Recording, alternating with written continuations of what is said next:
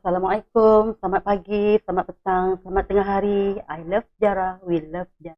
Kita teruskan perbincangan kita untuk pagi ini berkaitan dengan tajuk sejarah kita 5 bab 9. Kita memberi fokus kepada Perang Dunia Pertama. Kita punya tagline, kuasai fakta dengan mudah. Kita santai bersama Cikgu Tan Hafzan dan Saiful Apple.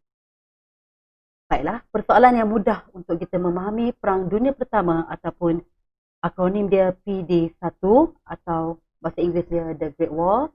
Kita kena tahu bilakah berlakunya Perang Dunia Pertama.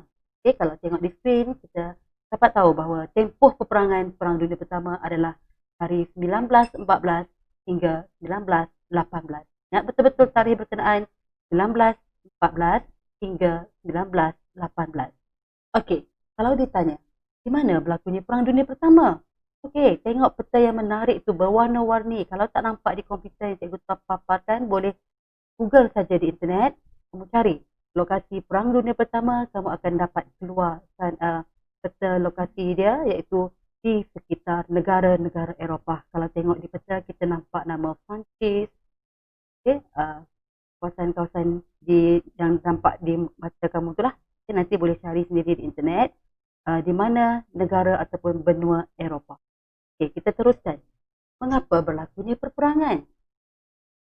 Kita kena ingat satu saja. Orang berperang adalah untuk kepentingan diri sendiri atau kepentingan negara berkenaan, iaitu untuk keagungan politik dan ekonomi. Terusnya, siapa yang terlibat dengan Perang Dunia Pertama? Okey, untuk secara umum, peperangan akan terjadi bila melibatkan dua pihak atau lebih. Okay, jadi pihak yang terlibat dalam Perang Dunia Pertama adalah Perikatan Kuasa Tengah melawan dengan Pakatan Bertiga.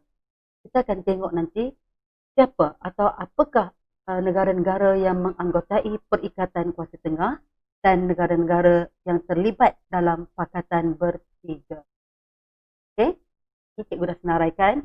Kalau anak-anak murid ada pen, bolehlah buat dalam perlawanan bola sepak. Ada dua tim yang bertanding dalam Perang Dunia Pertama, iaitu Pakatan Kuasa Tengah.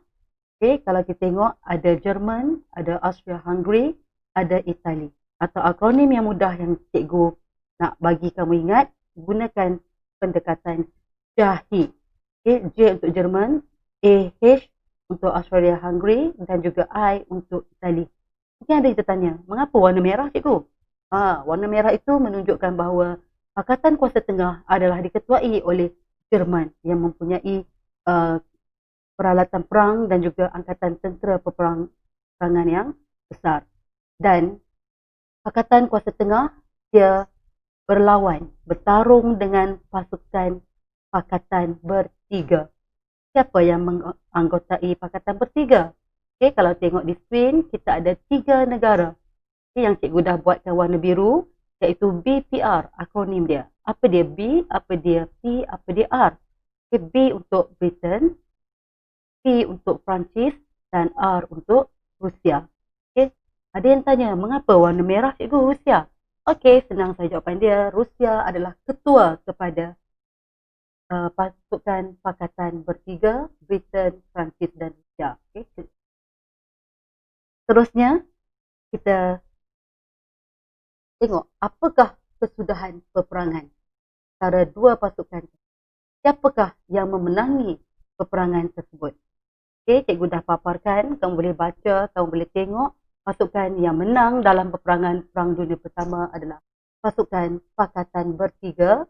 Yang kita ulang lagi sekali, kena ingat betul-betul Pakatan Kuasa Bertiga diketuai oleh Rusia dan disertai oleh Britain dan Perancis.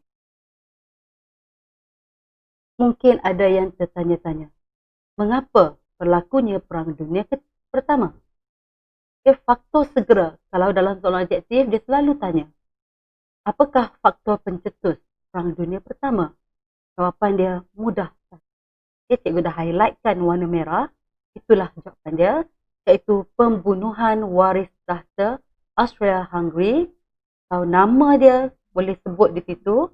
Okay, kamu boleh eja ARCHDUKE, Franz Ferdinand. Okay, itu faktor segera. tercetusnya Perang Dunia Pertama. Okay.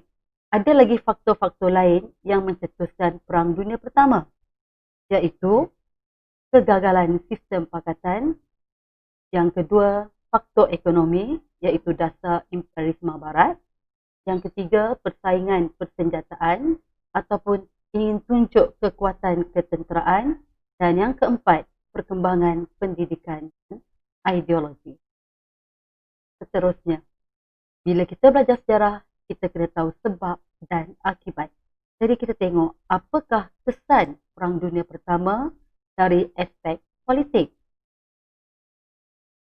Aspek yang pertama, kesan aspek politik yang pertama, semeterainya perjanjian Versailles. Kemudian berlakunya perubahan dalam peta Eropah yang mana munculnya negara-negara baru seperti Poland, Finland, Estonia, Latvia dan yang disenaraikan. Untuk penulisan esei tak perlulah kamu ingat semua sekali negara tu. Boleh ingat 2-3 sebagai contoh. Kemudian kesan Perang Dunia Pertama terhadap aspek politik juga, berlakunya keruntuhan pemerintahan monarki atau terhapusnya sistem pemerintahan beraja di benua Eropah. Bila sistem pemerintahan beraja jatuh, jadi bangkitnya demokrasi di benua Eropah. Dan seterusnya, kesan Perang Dunia Pertama kepada aspek politik, berlakunya pembentukan Liga Bangsa. Okey, kita tengok pula kesan Perang Dunia Pertama dari aspek ekonomi, berlakunya inflasi dan pengangguran. Negara yang berperang menanggung hutang yang banyak, rakyat juga mengalami kekurangan makanan. Seterusnya, pasaran dunia mula dikuasai oleh kuasa baru, iaitu Amerika Syarikat dan juga Jepun. Kita tengok pula kesan Perang Dunia Pertama terhadap aspek sosial. Yang ini mudah. Kita boleh tengok sendiri kesan kepada masyarakat seperti kehilangan nyawa yang tinggi, ramai yang terkorban. Kemudian berlakunya kerugian harta benda, bangunan-bangunan musnah, dan berlakunya pencemaran udara, pencemaran bumi. Satu persoalan yang ingin cikgu utarakan yang perlu anak-anak murid fikirkan. Pepatah Melayu ada kata, yang kalah jadi debu, yang menang diarang. Jadi fikirkah, wajarkah peperangan diteruskan sehingga bila-bila?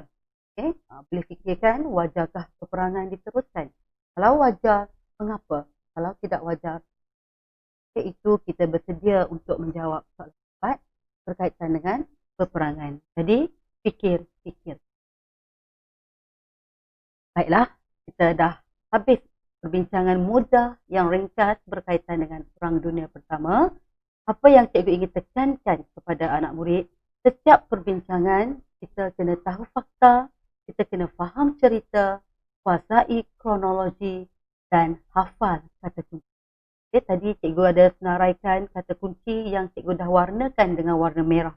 Itu adalah kata kunci yang perlu kamu hafal, dan video ini boleh kamu tonton pada bila-bila.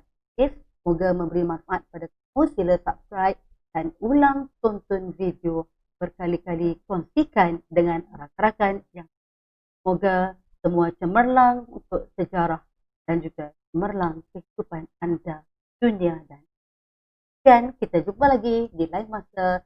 Cikgu Ran Hazan dan juga Saiful. Terima kasih.